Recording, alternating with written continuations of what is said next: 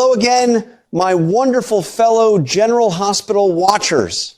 We have shared so many tears, triumphs, and shocking twists together, and today I have to talk about something that has been weighing heavily on my heart. As I sit back and reflect on the recent events unfolding in our beloved Port Charles, I find myself deeply conflicted and, quite frankly, a little baffled by the current trajectory of one of our most cherished legacy characters. We have all been watching the intense, high-stakes drama surrounding Laura, Sidwell, and Sonny.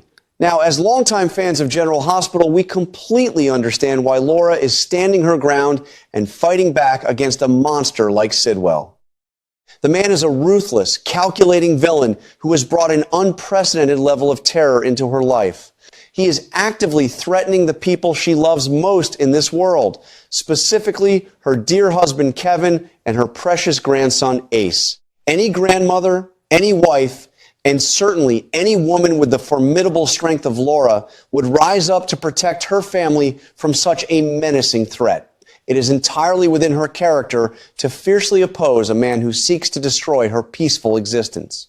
We cheer for her when she shows that maternal, protective fire.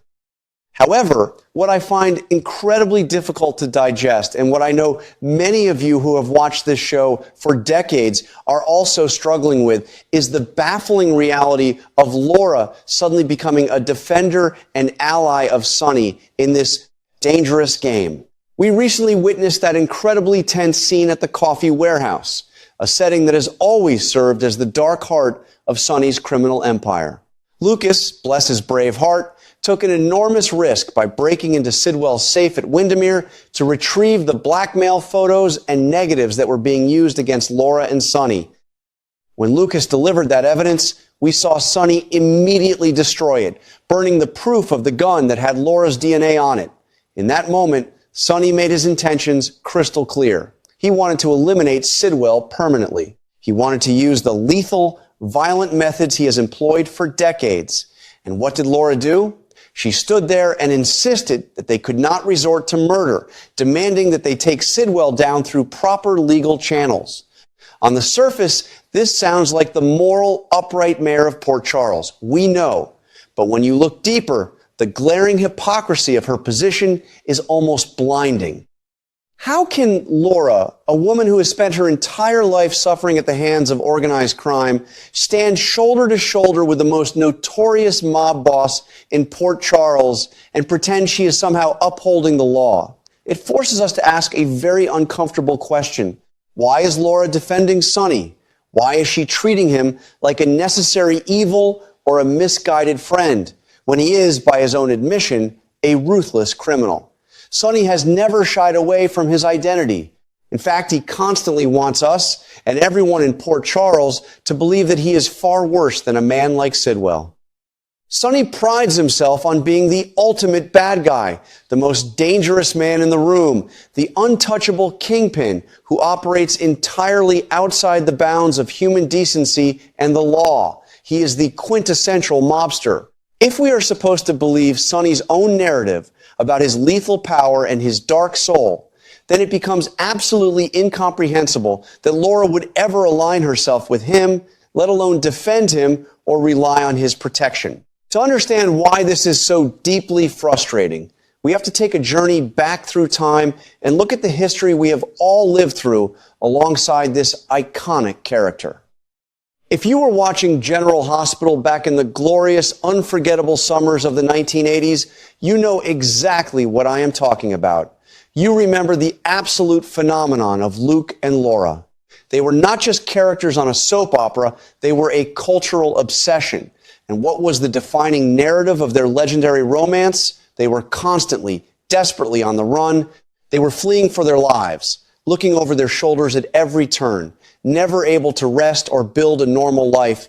And why were they running? Because they were trying to find the crucial information needed to take down Frank Smith. For those who might need a gentle reminder, Frank Smith was the original terrifying mafia boss of Port Charles, played so brilliantly by the late George Gaines, yes, the very same man we all loved as the endearing Henry in Punky Brewster. But on General Hospital, he was no lovable foster father. He was a ruthless, cold-blooded gangster who ruled the Port Charles underworld with an iron fist. The mob in those days was not romanticized the way it often is today. The mobsters were brutal, unforgiving, and purely evil. They wanted to murder Luke, and when Laura became entangled in his world, they wanted to murder her too. The terror that Frank Smith and his syndicate inflicted on Luke and Laura was palpable.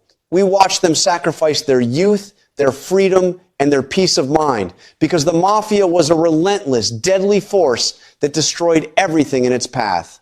Laura learned at a very young age that gangsters are not anti-heroes.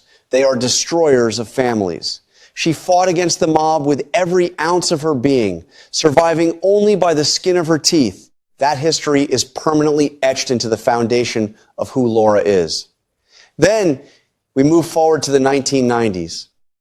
The highly anticipated return of Luke and Laura to our screens in 1993 might not have captured the mainstream pop culture zeitgeist quite like their 1981 wedding did, but for us devoted fans, it was a monumental television event. We were overjoyed to see them back, and we were thrilled to be introduced to their bright-spirited son, Lucky. But the joy of their return was heavily shadowed by a dark, sobering truth. We quickly learned that Luke and Laura had not been off living a glamorous, carefree life. They had spent nearly a decade in hiding, 10 long years of living in the shadows, constantly moving, constantly afraid, raising their beautiful boy in a state of perpetual paranoia. And who were they hiding from all that time? Frank Smith. This time, the terrifying mob boss was portrayed with chilling menace by Mitchell Ryan, but the character's legacy remained exactly the same. He was still the ultimate bad guy. He was still a gangster. And the show made it abundantly clear that gangsters are inherently, irredeemably bad. They steal decades of your life. They force you to raise your children in fear. Laura lost her 20s and 30s to the looming threat of organized crime. She knew firsthand the devastating toll that the mafia takes on innocent lives. She despised the mob and everything it stood for. So, knowing this profound, deeply personal history, how are we supposed to reconcile the Laura of the 80s and 90s with the Laura of today? Who willingly partners with Sonny and turns a blind eye to his identical criminal enterprise? But the contradiction does not stop there. The most glaring, heartbreaking piece of evidence against this new alliance brings us to the tragic events of 1999. None of us will ever forget the sheer agony of watching Lucky seemingly perish in that devastating fire. The grief that radiated from our screens was visceral, and Jeannie Francis delivered a performance that shattered our hearts into a million pieces. When Lucky died, Laura did not look for a mysterious international criminal to blame. She pointed her finger directly at the local mob boss. She blamed Sonny. I remember the raw, unadulterated fury in Laura's eyes when she confronted Sonny. She called him a murderer to his face. She held him entirely responsible for the loss of her son because Lucky had been hanging around Jason and Sonny.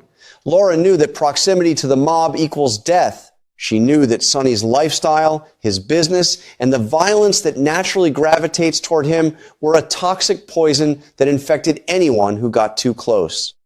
She saw Sonny not as a misunderstood protector, but as the very embodiment of the organized crime that had haunted her entire adult life. She hated him for the danger he represented, and she was absolutely right to feel that way. Now, of course, as the years went by, the intricate layers of soap opera storytelling revealed the truth. We eventually learned that Lucky had not died in that fire at all. He had been kidnapped by the diabolical Faison, played with such delightful wickedness by Andres Hove. But the revelation of Faison's involvement does not erase the fundamental truth of Laura's initial reaction. It does not negate the principle that drove her to blame Sonny in the first place. Her instinct, born from decades of trauma, was to recognize that the mafia brings death to innocent families. She knew in her bones that Sonny's world is a fatal one. So, I ask you, my fellow viewers, Are we truly expected to believe that after spending more than half of her life fighting tooth and nail against organized crime, after losing a decade to hiding from a mob boss, and after experiencing the soul-crushing grief of believing the mob had killed her child, Laura is now Sonny's biggest fan? Are we supposed to accept that she can neatly separate Sonny's violent criminal empire from the ones that terrorized her youth? It is an astonishing level of hypocrisy that feels like a betrayal of her character's rich history. When Laura stood in that warehouse and told Sonny that they needed to handle Sidwell legally while simultaneously allowing Sonny to burn the blackmail evidence that protected them, she crossed a moral line. She is trying to have it both ways. She wants the protection and the ruthless efficiency of a mob boss without getting her own hands dirty, all while maintaining her pristine image as the mayor. But you cannot play with fire without eventually getting burned. By relying on Sonny, Laura is validating the very existence of the criminal underworld she once swore to destroy. This unholy alliance is not just a character inconsistency, it is a ticking time bomb for the entire town. The narrative that Sonny's relationship with Laura is somehow a protective shield is a dangerous illusion. In reality, this dynamic is creating a terrifying new obsession, a fresh wave of danger that threatens everyone in Port Charles. When the mayor aligns with the mob, the lines between right and wrong disintegrate, leaving the innocent citizens vulnerable to the fallout. We are watching a new disaster slowly unfolding, a catastrophic collision of past trauma and present hypocrisy.